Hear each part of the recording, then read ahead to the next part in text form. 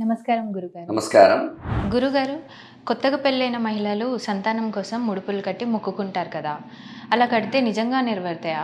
ఖచ్చితంగా మానవులన్న తర్వాత కొన్ని మొక్కుబడులవి చేస్తూ ఉంటారు. హ్మ్. ఎందువల్ల అంటే అక్కడంటూ ఒక స్థాన బలం అనేది ఒకటి ఉంటుందన్నమాట. ఇప్పుడు దేవాలయానికి వెళ్తాం. మనం ఇంట్లో పూజ చేస్తాం.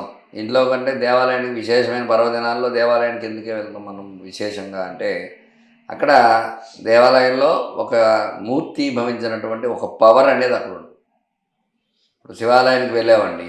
ఆ శివలింగాన్ని ప్రతిష్టాపన చేయడానికి కొన్ని లక్షలు జపాలు చేసి, తర్పణాలు చేసి, దాని కింద యంత్రాన్ని పెట్టి, అట్లాగే ఆ యంత్ర ప్రతిష్టాపనతోటి కరెక్ట్‌గా శివలింగ ప్రతిష్టాపన, అందులో కళలు అవన్నీ మూర్తి కళలు అవన్నీ కూడా ఆ ప్రతిష్టాపన చేయడానికి అనేక రకాల పూజలు, కార్యక్రమాలు 5 రోజులు, 3 రోజులు శక్తి కొలది చేస్తూ ఉంటారు ప్రతిష్టాపన. పాంచాన్నిక దీక్ష గాని, త్రయాన్నిక దీక్ష. హ్మ్. అట్లా చేయటం వల్ల ఏమవుతుందంటే, అందులో ఒక పవర్ అనేది జనరేట్ అవుతూ ఉంటుంది ఆలయం. ఎప్పుడైతే ఆ పవర్ జనరేట్ అవుతుందో, ఆ స్వామివారికి ఎప్పుడైతే ఆ కింద యంత్రం ఎప్పుడైతే పెడుతున్నామో, పూజా విధానాలు అనేక రకాలు. మంత్రము, యంత్రము, తంత్రము, మంత్ర విధానం, యంత్ర విధానం, తంత్ర విధానం, హ్మ్. అనేక రకాల విధానాలు ఉన్నాయి. అందులో ఈ మంత్రాలతోటి మననేది మంత్ర మననం మరలా మరలా చేస్తూ ఉండేది మంత్రాలతో అభిషేకం, శివుడికి అభిషేకం చేస్తూ ఉంటారు. ఆ అభిషేకం పూజలు చేయడం ద్వారా ఏమవుతుందంటే ఆ పవర్, వేదం యొక్క పవరు ఆ మూర్తిలోకి వెళ్తూ ఉంటుంది. అదే. అట్లాగే ఆలయం ఉంది. ఆలయంలో ఏ ఆలయానికి వెళ్ళినా ఆలయంలో పూజలు జరుగుతాయి.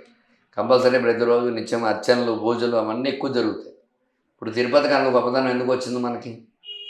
తిరుపతిలో జరిగే ఒక ఉత్సవాలు కానీ, హ్మ్. ఆ యొక్క పూజలు కానీ, దాని యొక్క పవర్ వల్ల ఆ మూర్తికి అంత పవర్ అనేది జనరేట్ అవుతుంది. అంటే స్వతహాగా స్వామిలో మహత్యం ఉన్నప్పటికీ కూడా అక్కడ చేసే ఉత్సవాల వల్ల ఆ పవర్ ద్విగుణీకృతం, త్రిగుణీకృతం అవుతుంది. అంటే ఒక విగ్రహం పెట్టాం. విగ్రహంలో పవర్ కలగాలంటే దాంట్లో అర్చనలు, పూజలు జరగాలి.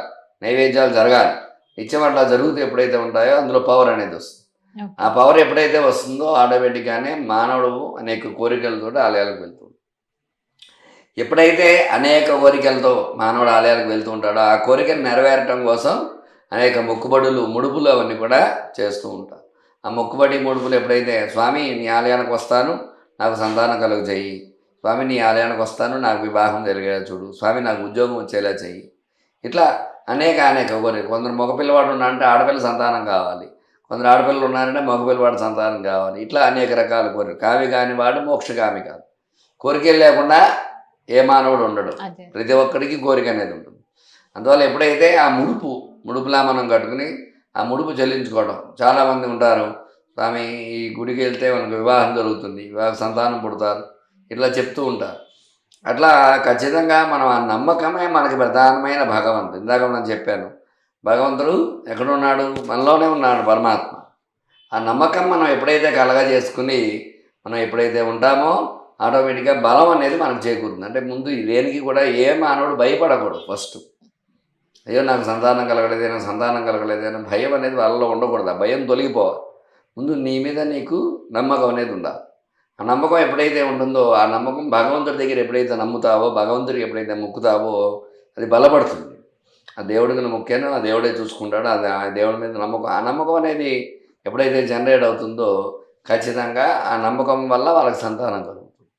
ఆ నమ్మకం వల్ల ఎప్పుడైతే సంతానం కలుగుతుందో, అయ్యో! భగవంతుడి దగ్గరికి వెళ్ళాను, నాకు సంతానం కలిగింది అని చెప్పేసి రండి. అంటే ముందు ఆ భగవంతుడు నీలో ఉన్నాడని నువ్వు గ్రహించవు. ఆ గ్రహించినట్లయితే నీలో పరమాత్మ ఉన్నాడు కాబట్టి నువ్వు ఏ మొక్కు మొక్కినా సరే పరమాత్మ మనలోనే ఉన్నాడు, నాకు సంతానం కలుగుతుంది అనే నమ్మకం నీకు వస్తుంది. అవును. అది నువ్వు గ్రహించలేవు. ఎందువల్ల అంటే నీకు కొంచెం ధైర్యం తక్కువ ఉండడం వల్ల. ఈ దేహంలో మానవుడు తప్పులు చేస్తూ ఉంటాడు, పాపాలు చేస్తూ ఉంటాడు. ఈ పాపాలు చేయడం వల్ల చేసిన పాప భారం వల్ల ఏమవుతుంది? ఈ పాపం ఎక్కడికి వెళ్ళిపోతుంది? యత్వగస్తిగతం పాపం దేహే తిష్టతి మామకే. దేహంలోనే ఒక పుణ్యం చేసామంటే దేహంలో ఉంటుంది, ఒక పాపం చేసాము దేహంలో ఉంటుంది. అందువల్ల ఆ పాపం చేసినా పుణ్యం చేసినా అది దేహంలోనే ఉంటుంది కాబట్టి నువ్వు పాపం చేసావు కాబట్టి నీకు సంతానం కలగలేదు నా అపోహ. దానివల్ల ఎప్పుడైతే నీకు ఆ అపోహ వచ్చిందో నీకు ధైర్యం తగ్గిపోతుంది, సంతానం కలగదు, నీకు వివాహం పెళ్ళి అవ్వట్లేదని నువ్వు అనుకున్నావంటే ఆటోమేటిక్గానే నీలో ధైర్యం కోల్పోతున్నట్టే అర్థం. అవుతుంది అని నువ్వు ధైర్యంగా నువ్వు 100% నువ్వు సక్సెస్ఫుల్గా నువ్వు అనుకో. మనసు లగ్నం చేసి నాకేం తక్కువ పెళ్ళి అవుతుంది అన్న భావంతో నువ్వు ఉంటే నువ్వు నీ మనసును నువ్వు గట్టి ఎప్పుడైతే నువ్వు కాన్ఫిడెంట్గా నువ్వు ఉంటావో 100%, ఆ కాన్ఫిడెంటే మన నమ్మకమే మనల్ని కాపాడుతూ ఉంటుంది. అందువల్ల ఈ ముడుపులు, మొక్కుబడులు మనం ఏమైనా దేవాలయాలకు వెళ్ళి అక్కడ మనం మొక్కుకున్నాము అంటే దైవ బలం అనేది ఇస్తాడు. అక్కడ పవర్ అనేది జనరేట్ అవుతుందని చెప్పే కదా! ఆ పవర్ వల్ల ఎప్పుడైతే అక్కడ అడుగు పెట్టాడో అక్కడ వైబ్రేషన్స్ అవి వస్తాయి. దేవాలయంలో అడుగుపెట్టిన మాత్రం చేతనే. ఆ వైబ్రేషన్ జనరేట్ అవ్వడం వల్ల వాళ్ళలో ఒక రకమైన తేజస్సు, ఇందులో ఉన్న పరమాత్మకే అక్కడ ఉన్న తేజస్సు ఇవిడీకృతం అవుతుంది. ఎప్పుడైతే ఆ ఇవిడీకృతం అవుతుందో ఆ పవర్ వల్ల ఏమవుతుంది, వెంటనే వీళ్ళు ఒక కాన్ఫిడెంట్, నేను ఆ దేవుడి దగ్గరికి వెళ్ళాడు నాకు ఇచ్చేస్తాడు దేవుడు. ఆ కాన్ఫిడెంట్ ఎప్పుడైతే ఇస్తాడో దానివల్ల ఖచ్చితంగా సంతానం అనేది పుట్టడం జరుగుతుంది. ఆ ఓకే. సంతానం పుట్టడం ద్వారా మళ్ళీ వాళ్ళ ముడుపు ఎప్పుడైతే మనం మొక్కుబడి ఏదైతే అన్నారో ఆ మొక్కు చెల్లించుకొని మళ్ళీ ఆ దేవుడిని నమ్మటం అనేది సహజంగా జరుగుతుంది. సుబ్రహ్మణ్య స్వామి ఆరాధన చేయటం, సర్పదోషాలు ఉన్నా కూడా సంతానం ఆలస్యం. అందువల్ల ఎక్కువ సుబ్రహ్మణ్య స్వామి ఆరాధన, ఈ సర్ప పూజలు, సర్పశాంతులు, నాగదోషాలు, నాగబంధ ప్రతిష్టాపనలు ఇట్లాంటివి చేస్తూ ఉంటాం. ఇవి చేయించడం ద్వారా ఒకవేళ జాతకంలో ఏదైనా దోషం ఉంది, మొక్కుబడి ముడుపు చెట్టినంత మాత్రాన అది జరుగుతుందని కాదు. ఈ జాతకంలో కూడా ఏమైనా ఇబ్బందులు ఉంటే అవి తొలగించుకోవాలి. అవి తొలగించుకుంటే దైవబలం చేకూరుతుంది, దానికి వెంటనే నీకు సంతానం కలుగుతుంది. చాలా చక్కగా చెప్పారు గురుగారు. ధన్యవాదాలు. ధన్యవాదాలు.